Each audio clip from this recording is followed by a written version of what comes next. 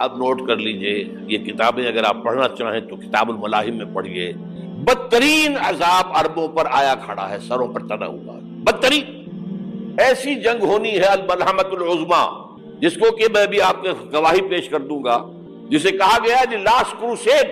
Bush نے بھی crusade کا لفظ بول دیا تھا، پھر واپس لیا اس نے۔ نکل جاتی ہے جس کے منہ سے سچی بات مستی میں، فقیہ مصلحت بین سے وہ رندے بادہ خار اچھا، کروسیڈ کہہ کر پھر واپس لیا۔ یہ کروسیڈ، اس کے اوپر جس قدر نقصان ہونا ہے عربوں کا، گریٹر اسرائیل بنے گا، یہ عراق، شام، اردن، سعودی عرب کا کچھ شمالی علاقہ، ترکی کا جنوبی علاقہ، مصر کا صحرائے سینا، اور اس کے ساتھ ہی جو بہترین اس کا زرخیز ترین علاقہ ڈیلٹا آف نائل، یہ سب یہودیوں کے قبضے میں جائے گی۔ اس کو حدیث میں کہا گیا الملحمۃ العظمیٰ۔ عیسائی 80 علم لے کر اے مسلمانوں تم پر حملہ آور ہوں گے، اور ہر علم کے نیچے 12,000 فوج ہوگی، 9.5 لاکھ فوج۔ یہ نیٹو کی تیاری کس کے لیے ہو رہی ہے؟ جب یو ایس ایس آر کا خاتمہ ہوا تو پوچھا گیا تھا نیٹو چیف سے، اب کس لیے؟ تمہارا وہ دشمن تو ختم ہو گیا، اب ہمیں اسلامک فنڈامنٹلزم سے نمٹنا ہے۔ وہ جانتے ہیں خطرہ یہی ہے، اب اسلام ابھر سکتا ہے، مسلمانوں کے سینوں کے اندر وہ آگ ہے، اوپر خاکستر آ گیا ہے، تمہیں اٹھانا بیٹھنا، یہ اندر تو انگارہ ہے، اوپر سے راکھ ہے، اس سے دھوکہ نہ کھا جانا ان کے دلوں کے اندر۔ اور بش نے کہا تھا مسلمان چاہتے ہیں کہ ہسپانیہ سے لے کر انڈونیشیا تک نظام خلافت قائم کریں، اور میں حیران ہوا تھا کہ اس کمبخت کو ہسپانیہ کا خیال کیسے آ گیا؟ ہمیں تو کبھی آتا ہی نہیں، اب ہم تو بھول گئے، وہ تو 500 برس پرانی بات ہے جبکہ وہاں سے ہمیں نکال دیا گیا تھا۔ اگرچہ اقبال نے کہا تھا ہے ارض فلسطین پہ یہودی کا اگر حق، ہسپانیہ پر حق نہیں کیوں اہل عرب کا؟ ہسپانیہ میں تو 800 سال حکومت کی مسلمانوں نے، اور ابھی 500 برس ہی گزرے ہیں نا۔ یہودی تو ارض مقدس سے 2000 سال نکالے گئے، انہیں لا کے آباد کیا گیا، عربوں کے سینے میں خنجر پھونک دیا گیا۔ وہ چھوٹا سا ملک جو چاہتا کرتا، کوئی پوچھنے والا نہیں۔ امریکہ جیسے اپنے بیٹے کی حفاظت کرے ویسے کرتا ہے اس کی۔ اور حضور نے فرمایا ہے وہ جنگ جب ہوگی تو ایک باپ کے اگر 100 بیٹے ہوں گے تو 99 ختم ہو جائیں گے، ایک بچے گا۔ یہ حدیث ہے، حدیث ہے صحیح۔ اور آپ نے فرمایا ویل للعرب من شر قد اقترب، عربوں کے لیے ہلاکت ہے، عربوں کے لیے بربادی ہے اس شر سے جو قریب آ چکی ہے۔ اور آج جس طرح انہوں نے ان کی تہذیب کو اختیار کر لیا ہے، دبئی جا کر دیکھیے، بدترین مغربی معاشرہ جو ہے وہ دبئی کے اندر ہم نے قائم کر کے دکھا دیا۔ اب سعودی عرب اس راستے پر بڑھ رہا ہے، اور اس کے بعد نمبر 2 پر جو ہے ہم پاکستانی ہیں۔ لیکن میں اس کے وہ پہلی بات جو کہہ رہا ہوں وہ تو یقینی ہے، اس میں تو احادیث صحیحہ موجود ہے۔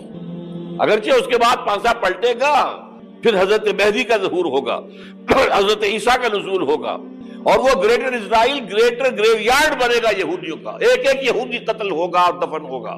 یہ بات میں ہونا ہے، میں پہلی بات پر فرض کر رہا ہوں۔ وہ پانسا پلٹے گا جب پلٹے گا، ابھی جو سامنے ہے وہ کیا ہے؟ جس ملحمۃ العظمیٰ کہا حضور نے، جسے آرمگیڈون کہتے ہیں عیسائی۔ آرمگیڈون کی اگر کہیں جا کر آپ دیکھیں گے، آپ ڈکشنری میں مانی تو کیا لکھا ہے؟ A very big war which will be fought between the forces of evil and good before the end of this world۔ اس دنیا کے خاتمے سے پہلے خیر اور شر کی قوتوں کے درمیان بہت بڑی جنگ ہوگی۔ ارمجدون اسے کہتے ہیں عربی میں، اور آرمگیڈون اسے کہتے ہیں انگریزی کے اندر، اور یہ بائبل کی آخری کتاب کے اندر ہے، جو اس میں کہ مکاشفات یوحنا، ریویلیشنز آف سینٹ جان۔ یہ تو میں کہہ رہا ہوں یقین کے ساتھ، اور زیادہ دور نہیں ہے، آیا چاہتا ہے۔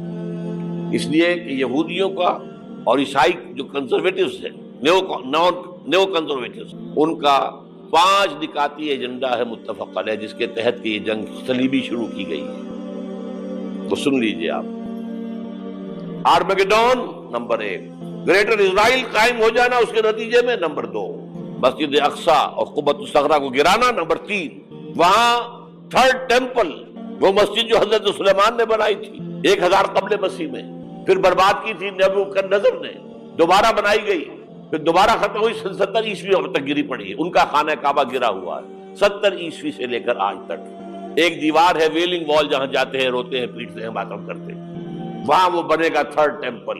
اور نمبر 4، اس میں لا کر رکھا جائے گا تخت حضرت داؤد کا۔ یہ تخت کہاں ہے اس وقت؟ یہ لندن شریف کے اندر جو ان کی پارلیمنٹ کا جو چرچ ہے ویسٹ منسٹر ایبے اس میں رکھا ہوا. ایک پتھر تھا جس پر بٹھا کر حضرت داؤد کی تاج پوشی ہوئی، پھر حضرت سلیمان کی ہوئی، پھر وہ پتھر رکھ دیا گیا جب حضرت سلیمان نے بنایا ہیکل مسجد اقصیٰ، وہاں رہا وہ. ہر بادشاہ جو تھا یہودی اسی کے اوپر بٹھا کر اس کی تاج پوشی ہوتی تھی. سن 70 میں ٹائٹس نے گرایا اسے ہیکل کو، وہ پتھر لے گیا، وہاں سے روم گیا، روم سے آئرلینڈ گیا، آئرلینڈ سے اسکاٹ لینڈ آیا، اسکاٹ لینڈ سے انگلینڈ آیا، اور اب وہ رکھا ہوا ہے 14ویں صدی عیسوی سے آج تک. وہ ویسٹ منسٹر ایبے میں رکھا ہوا ایک کرسی کی سیٹ میں اسے بنا دیا گیا ہے تخت کی شکل.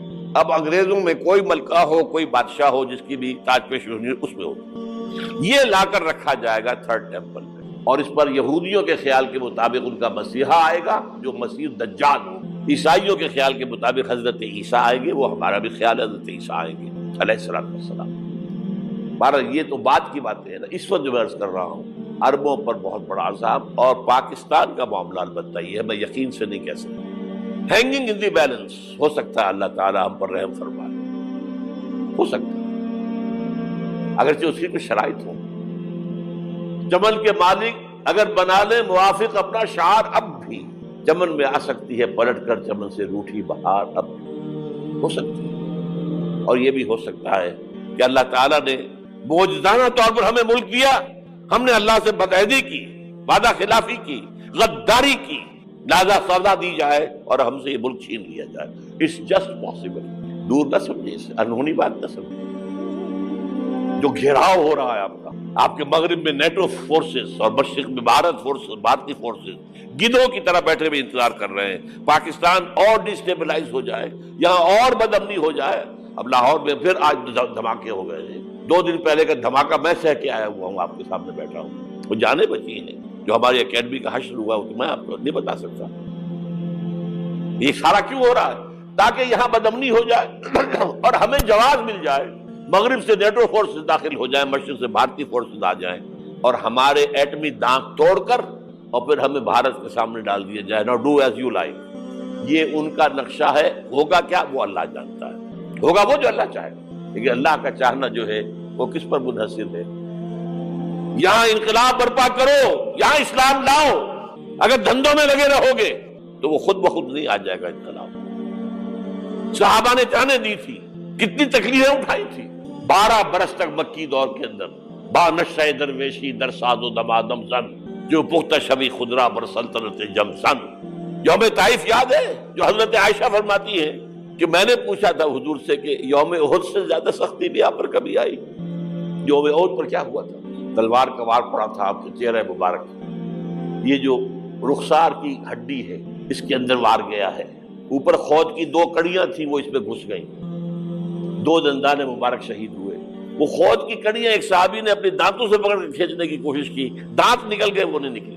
کیا جتن کر کے نکالی گئی ہوگی تو خون کا فوارہ آیا. اتنا خون گیا ہے کہ آپ بے ہوش ہو گئے، گر گئے، اور مشہور یہ ہو گیا کہ آپ کا انتقال ہو گیا، شہادت ہو گئی. یہ سیرت کبھی پڑھی ہے؟ حضرت عائشہ کے ہوش کا تو یہی دور تھا نا. یوم طائف میں جو آپ کیا تھی، بچی تھی، انہیں کیا پتا کیا ہو رہا ہے حضور کے ساتھ. 3 دن تک حضور مکے کی گلیاں اور وہاں کے اوباش لوگ پتھراؤ کر گئے تھے اس امید میں کہ شاید وہاں کا کوئی سردار ایمان لے آئے. تو یہاں تو ابو طالب بھی فوت ہو گئے. یہی دنیاوی سہارا تھا، خاندانی سہارا تھا ابو طالب کے ذریعے. اور گھر میں ایک دلجوئی کرنے والی رفیقہ حیات تھی، وہ بھی، ان کا بھی انتقال ہو گیا. آپ نے کہا یہ عام الحزن ہے. اب تو سب کو طے ہو گیا قریش کو کہ اب جیسے قتل کر دو. اسی لیے آپ گئے طائف. شاید وہاں کا کوئی بڑا سردار مانے ایمان لے آئے مجھ پر تو میں اپنا مرکز ادھر شفٹ کر دوں. تینوں سے ملے ہیں، تینوں نے وہ جواب دیے ہیں نکل جاؤ یہاں سے، میں تمہارے ساتھ بات بھی کرنے کو تیار نہیں. اچھا تمہارے سوا کوئی نہیں ملا تھا اللہ کو نبی بنا کر بھیجنے کے لیے؟ دیکھو جاؤ، میں بات نہیں کرنا چاہتا، ہو سکتا ہے میں بے عزتی کر بیٹھوں، واقعی تم اللہ کے نبی ہو تو میں مارا جاؤں گا، جاؤ جاؤ جاؤ. یہ سلوک محبت کے ساتھ ہوا. اور پھر چھوکروں کو، اسٹریٹ ارچنز جنہیں آپ کہتے ہیں، اشارہ کیا تھا خبر لو ان کی، پتھراؤ ہو رہا ہے. ساتھ کوئی ہے ہی نہیں، ایک آدمی صرف، زید ابن حارثہ. اب سامنے سے پتھر آ رہے ہیں تو حضرت زید آگے آ جاتے ہیں، ڈھال بنتے ہیں. مجھے لگے پتھر حضور کو لگے، آپ پیچھے سے آ رہے ہیں. چاروں طرف سے تو ڈھال نہیں بن سکتا. جسم لہو لہا. خون جا کر جوتیوں میں جم گیا ہے، جوتی اتر نہیں دی، پھر وہاں سے واپسی پر جو دعا مانگی ہے، اللہم الیک اشکو ضعف قوتی وقلت حیلتی وہوانی علی الناس، اے اللہ تیری جناب میں فریاد لے کر آیا ہوں اپنی قوت کی کمی کا، اپنے وسائل کی کمی کا، اور جو ذلت و خواری ہو رہی ہے لوگوں کے سامنے، الا ملتقنونی، مجھے کس کے حوالے کر دیا، الا بعیدی یتجہمونی، یہ میرے اوپر ہجوم کر کے آ جائے، حملہ کرے، اور عدو ملکتا امرے، یہ دشمن کے حوالے میرا معاملہ کیا، جو چاہے کر دے وہ۔ لیکن پھر ابدیت غالب آتی، ان لم یکن علی غضبک فلا ابالی، اے اللہ اگر تو ناراض نہیں ہے تو مجھے کوئی پرواہ نہیں، سر تقسیم خم ہے جو مزاج یاد میں، مجھے اندیشہ یہ ہے کہ تو ناراض تو نہیں ہوگی۔ یہ تکلیفیں جھیلی ہے، سینکڑوں صحابہ نے جانوں کا نذرانہ پیش کیا ہے، احزاب کی جنگ میں فاقوں پر فاقے ہو رہے تھے، اور ان فاقوں کی حالت میں خندق کھودنے کا حکم ملا ہے، لوگوں کی کمریں دوہری ہو رہی ہیں، پتھر باندھے ہیں اپنے پیٹوں سے، اپنے چادروں کے ساتھ کس کر کمر دوہری نہ ہو جائے۔ اور جب صحابہ کدالیں چلا رہے ہیں تو کیا کہہ رہے ہیں؟ نحن الذین بایعوا محمدا علی الجہاد ما بقینا ابدا اللہم لا عیش الا عیش الاخرہ۔ صحابہ کہتے تھے ہم وہ لوگ ہیں جنہوں نے محمد سے بیعت کی ہے کہ جہاد کرتے رہیں گے جب تک جان میں جان نکل جائے تو بات اور، جان ہے، چاہے ابھی بھوک سے کمر دوڑی ہوئی جا رہی، جان تو ہے۔ اور ایک دفعہ کہتے تھے اللہم لا عیش الا عیش الاخرہ، اے اللہ عیش زندگی تو آخرت کی زندگی ہے۔ اور حضور فرماتے تھے، حضور کے بیٹھے ہوئے نہیں تھے گاؤں تکیہ لگا کر، پتھر اٹھا اٹھا کر خندق میں سے لے جا کر باہر پھینک رہے تھے۔ جب صحابہ کہتے اللہم لا عیش الا عیش الاخرہ، حضور فرما رہے ہیں فاغفر للانصار والمہاجرہ، اے اللہ ان انصار اور مہاجرین کی مغفرت فرما دے۔ پھر حضور کی خدمت میں کچھ لوگ آئے، حضور اب یہ فاقہ ناقابل برداشت ہو گیا، دیکھیے ہم نے یہ پتھر باندھے ہوئے اپنے پیٹ کے ساتھ۔ حضور نے کرتا اٹھا کر دکھایا، وہاں 2 پتھر باندھے ہوئے۔ یہ ہے سیرت النبی۔ آپ کس چیز کو سیرت النبی سمجھتے ہیں؟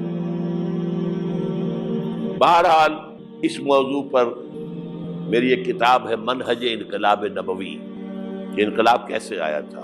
اگر دل میں ذرا بھی آرزو پیدا ہو گئی ہو کہ اللہ قبول کر لے مجھے قبول کر لے اس کام کے لیے، تو وہ کتاب آپ کے لیے مسٹ ہے، اس کا پڑھنا۔